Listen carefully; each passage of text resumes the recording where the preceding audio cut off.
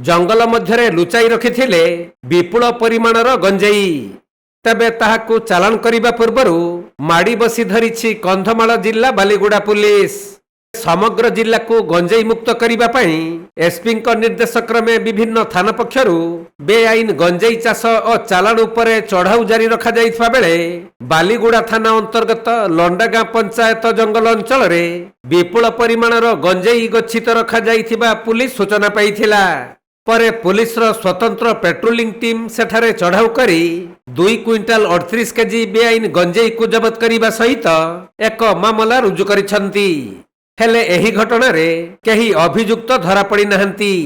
बाहर राज्य को गंजेई चालान करिबा पई माफिया माने जंगल रे गंजेई लुचाई रखिथिबा जଣା पड़िछि।